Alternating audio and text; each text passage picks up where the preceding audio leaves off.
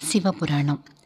స్వయంభూ మనుకాలంలో 60 సంవత్సరాల పాటు వర్షాలు లేక అతి భయంకరమైన పరిస్థితి ఏర్పడింది. జనక్షయము, జంతుక్షయము విపరీతంగా కలిగి జీవితమంతా అస్తవ్యస్తమైంది. అది చూసి బ్రహ్మ ప్రపంచమంతటినీ చక్కదిద్దగలవాణ్ణి రాజుగా చేయాలి అని సంకల్పించాడు. ఆయనకు మనువంశంలో రిపుంజేయుడు అనే సకల సద్గుణ సంపన్నుడు కనిపించాడు. రిపుంజేయుడితో బ్రహ్మ, నాయనా, నీకు ప్రపంచాధిపత్యం ఇస్తాను. దివోదాసు అనే పేరుతో భూమిని సమర్థంగా పాలించు. వాసుకి కుమార్తె అయిన అనంగమోహిని నీకు భార్య అవుతుంది అన్నాడు. ఆ మాటకు రిపుంజేయుడు, తాతగారు, ఒక్క వరం అనుగ్రహిస్తే మీరు కోరినట్టు భూభారం వహిస్తాను. ఆ వరం ఏమిటంటే, భూమి మీద కింద లోకాల వాళ్ళు కానీ పైలోకాల వాళ్ళు కానీ ఒక్కడు కూడా ఉండరాదు అన్నాడు. అందుకు బ్రహ్మ సమ్మతించి ఈ సంగతి కాశీ విశ్వేశ్వరుడికి తెలిపాడు. విశ్వేశ్వరుడు సరైన మీదట ఆయన రిపుంజేయుడికి పట్టం కట్టి తన లోకానికి వెళ్ళిపోయాడు. తర్వాత రిపుంజేయుడు దివోదాసుడు అనే బిరుదుతో రాజై ప్రపంచం మీద దేవతలు కానీ పాతాళవాసులు కానీ ఉండరాదు అని చాటింపు వేశాడు. ఈ చాటింపు విని భూమి మీద ఎక్కడెక్కడ ఉంటున్న దేవతలు కాశీ విశ్వనాథుడి వద్దకు వచ్చారు. వారితో శివుడు, నన్ను ముందుగా అడిగే బ్రహ్మ దివోదాసుకు వరం ఇచ్చాడు. మనమంతా మందర పర్వతానికి పోదాం అన్నాడు. ప్రపంచం మీద ఎక్కడా దేవతలు లేకుండా పోయారు. దేవాలయాల్లో పూజలు నిలిచిపోయాయి. దివోదాసు కాశీని రాజధానిగా చేసుకుని 8,000 ఏళ్ళు ఎలాంటి వంక లేకుండా పరిపాలించాడు. దీర్ఘకాలంగా భూమిని ఆశ్రయించుకుని అదే తమ జన్మభూమిగా ఉన్న చిల్లర దేవతలు, దానవులు దివోదాసు దగ్గర కొలువు చేశారు. భూలోకంలో తమ ఆట కట్టయినందుకు దేవతలు మహాబాధపడిపోయి దివోదాసును రాజ్యభ్రష్టుని చేయడం ఎలా అని తమ గురువైన బృహస్పతిని అడిగారు. అగ్ని, వాయువు, వరుణుడు మనవాళ్లే కదా, వాళ్ళు తమ శక్తులను ఉపసంహరించారంటే భూమిలో జీవితం స్తంభించిపోతుంది. ముందు అగ్నిని సహాయ నిరాకరణం చేయమనండి అన్నాడు బృహస్పతి. కాశీలో ఎక్కడా నిప్పురాజు లేదు, వంటలు లేవు. దివోదాసుడికి మాత్రం ఎండ సహాయంతో భోజనం చేసి పెట్టారు. దివోదాసుడికి భోజనం అందింది కానీ ప్రజలు వచ్చి గోల పెట్టారు. సంగతి గ్రహించి దివోదాసుడు, ఇది దేవతల దుర్మార్గం, మీరేమీ భయపడకండి, నా తపస్సు చేత మీకు నేనే అగ్నిని, వాయువును, వర్షాలను ఇస్తాను అని ప్రజలకు చెప్పి అంత పని చేశాడు. దేవతల ఎత్తు పారలేదు. అయితే శివుడికే కాశీ వియోగం కష్టమైంది. ఆయనకు కూడా దివోదాసు పరిపాలన అంతం చేయాలనిపించింది. ఆయన 64 సిద్ధ యోగినులను పిలిచి, మీరు మారువేషాలలో కాశీ నగరానికి వెళ్ళి అక్కడి స్త్రీల పాతివ్రత్యాన్ని, పురుషుల ధర్మబుద్ధిని చెడగొట్టండి. అలా అయితే గాని దివోదాసుడు పతనం కాడు అని హెచ్చరించాడు. సిద్ధయోగినులు శివుడు చెప్పినట్టే చేశారు. కానీ శివుడు సాధించమన్న కార్యం సాధించలేకపోయారు. అది గ్రహించి శివుడు సూర్యుడితో, నువ్వు కాశీకి వెళ్ళి దివోదాసు ఎలాగైనా ధర్మం తప్పేటట్టు చెయ్యి అన్నాడు. సూర్యుడు రకరకాల వేషాలు ధరించి కాశీలో తిరుగుతూ దివోదాసుడిలో ఏ ధర్మలోపమైనా కనిపిస్తుందేమో అని చూశాడు. దివోదాసుడిలోనే కాదు, అతని ప్రజలలో కూడా కించిత్తైనా అధర్మం సూర్యుడికి కనిపించలేదు. పని పూర్తి కాకుండా తిరిగి వెళ్ళిపోవడం ఇష్టం లేక సూర్యుడు కాశీలోనే ఉండిపోయాడు. తర్వాత శివుడు బ్రహ్మను పిలిపించి, దివోదాసును పతనం చేయమని యోగినులను పంపాను, వారి వెనకగా సూర్యుడిని పంపాను. వారందరూ కాశీలో చిక్కుకుపోయి తిరిగి రాకుండా ఉన్నారు. ఈసారి నువ్వు వెళ్ళు అన్నాడు. బ్రహ్మ సరేనని వృద్ధ బ్రాహ్మణుడి వేషంలో కాశీకి వెళ్ళి సభ తీరి ఉన్న దివోదాసును చూసి ఆశీర్వదించి, రాజా, నువ్వు అనుమతించినట్లయితే కాశీనగరంలో యజ్ఞాలు చేస్తాను. అయితే విశ్వేశ్వరుడు లేని కాశీ చిన్నబోతోంది, శివుణ్ణి రప్పిస్తే బాగుండును అన్నాడు. శివుణ్ణి పిలిపించడం గురించి దివోదాసుడు ఏటూ చెప్పలేదు. బ్రహ్మ కాశీలో 10 అశ్వమేధాలు చేసి అక్కడే ఉండిపోయాడు. వెళ్ళిన బ్రహ్మ కూడా తిరిగి రాకపోయేసరికి శివుడు ప్రమదులను కాశీకి పంపాడు. కాశీ క్షేత్రంలోని మహత్తు ఎలాంటిదో గాని ప్రమదులు కాశీ చేరుతూనే తాము వచ్చిన పని పూర్తిగా మర్చిపోయారు. వారిలో కపర్ధి అనేవాడు కపర్ధీశ్వర లింగాన్ని ప్రతిష్ఠించాడు. మందరగిరి మీద ఉన్న శివుడికి కాశీ వార్త అయినా తెలియరాలేదు. యోగినుడేం చేస్తున్నారు, సూర్యుడేమైపోయాడు, బ్రహ్మదేవుడికి తాను జ్ఞాపకం ఉన్నాడా, ప్రమదులు అక్కడే కాపురం పెట్టారా ఏమిటి, ఇలా మదనపడుతూ శివుడు వినాయకుడిని పిలిచి అతనికి చెప్పవలసినంతా చెప్పి కాశీనగరానికి పంపాడు. వినాయకుడు కాశీనగరం చేరి అక్కడ అనేక ఉత్పాతాలు కలగజేశాడు. అతను డుంటి భట్టారకుడు అని పేరు పెట్టుకుని ప్రజల మధ్య తిరుగుతూ జోస్యం చెప్పసాగాడు. కాశీనగరానికి త్వరలోనే చెడ్డ రోజులు రాబోతున్నాయి అనే పుకారు పుట్టించాడు.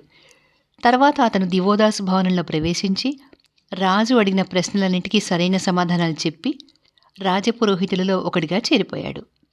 రాజు ఒకనాడు డుంటి భట్టారకుణ్ణి కాశీనగరంలో ఉత్పాతాలు ఎందుకు కలుగుతున్నాయి అని అడిగాడు. రాజా, కొంతకాలం పాటు నువ్వు కాశీ విడిచి దూరంగా ఉండడం మంచిదని నాకు తోస్తుంది. ఇంకా 18 రోజులకు ఉత్తర దేశం నుంచి ఒక బ్రాహ్మణుడు వస్తాడు. నీకు తగిన హితోపదేశం ఆయన చేస్తాడు అన్నాడు డుంటి.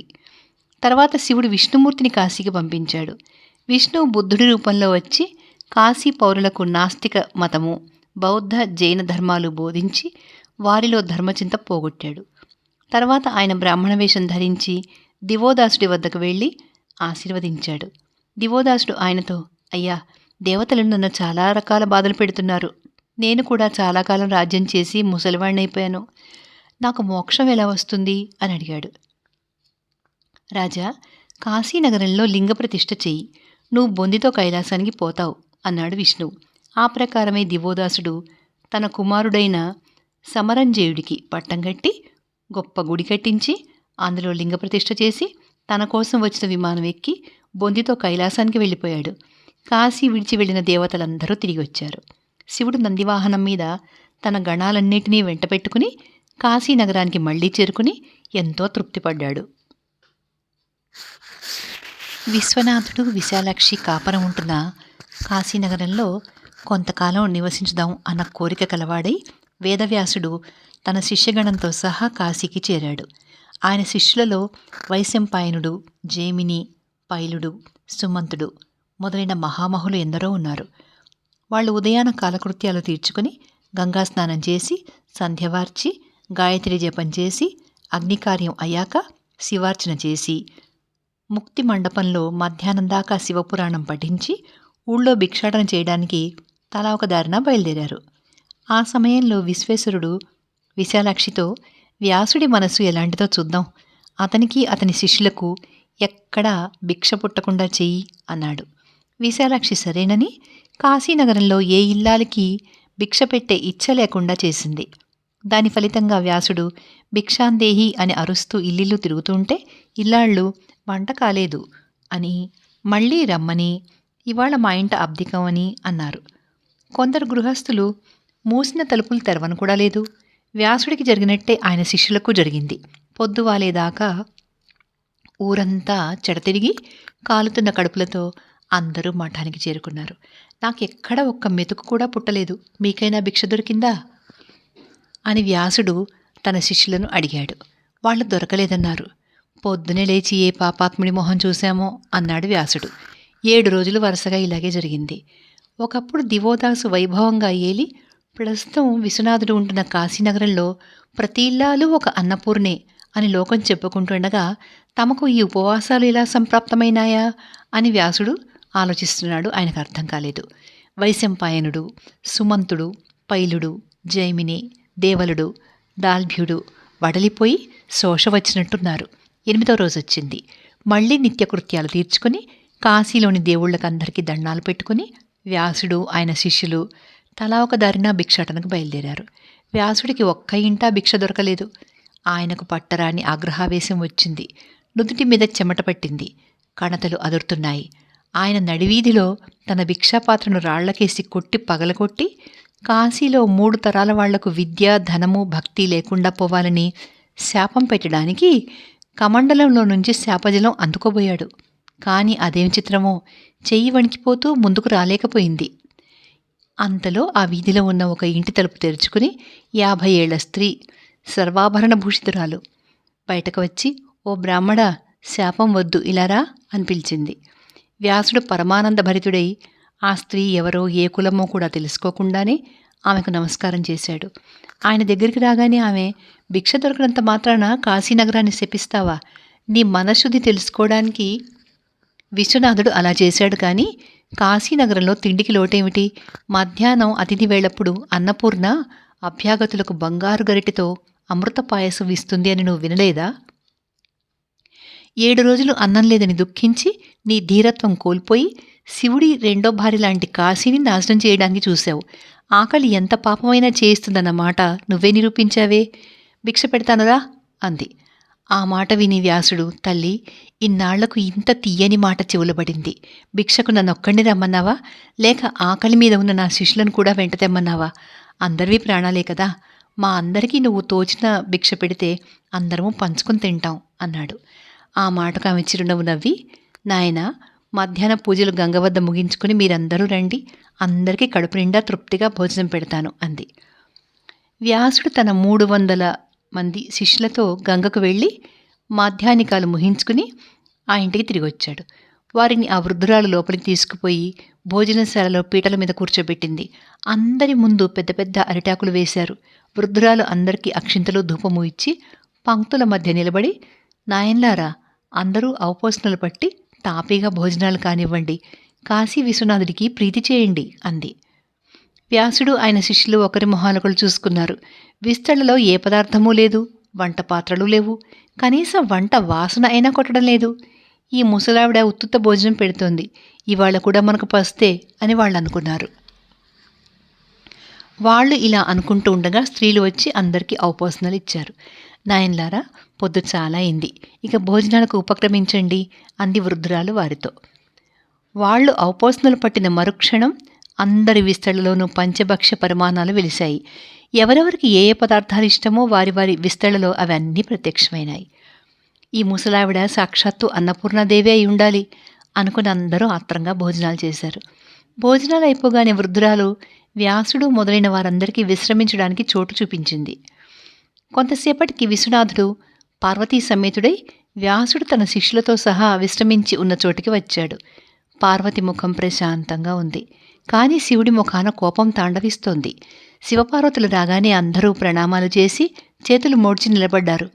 శివుడు పార్వతితో సహా ఒక వేదిక మీద కూర్చుని వ్యాసుడికేసి కోపంగా చూస్తూ, ఓరి దుర్మార్గుడా, భారతం రాసిన శుంఠ, అహంకరించి నా భార్యలాంటి కాశీనగరానికి శాపం ఇవ్వబోతావా? నువ్వు కాశీలో అడుగు పెట్టడమే ద్రోహం. వెంటనే నువ్వు నీ శిష్యులు మా పొలిమేర దాటి వెళ్ళిపోండి అన్నాడు. వ్యాసుడు పార్వతీ పరమేశ్వరుల కాళ్లకు మొక్కి తన శిష్యులతో సహా కాశీ నుంచి వెళ్ళిపోవడానికి సిద్ధమైనాడు. అప్పుడు ఆయనతో పార్వతీదేవి, నాయనా, విచారించకు, నువ్వు మరెక్కడికి వెళ్ళక ద్రాక్షారామానికి వెళ్ళి భీమేశ్వరుని సేవించు, నీకు సమస్త శుభాలు చేకూరుతాయి అన్నది. ఆమె సలహా ప్రకారం వ్యాసుడు తన శిష్యులతో సహా భీమేశ్వరుని అర్చించడానికి ద్రాక్షారామానికి వెళ్ళిపోయాడు. తర్వాత ఏం జరిగిందో నెక్స్ట్ వీడియోలో చూద్దాం.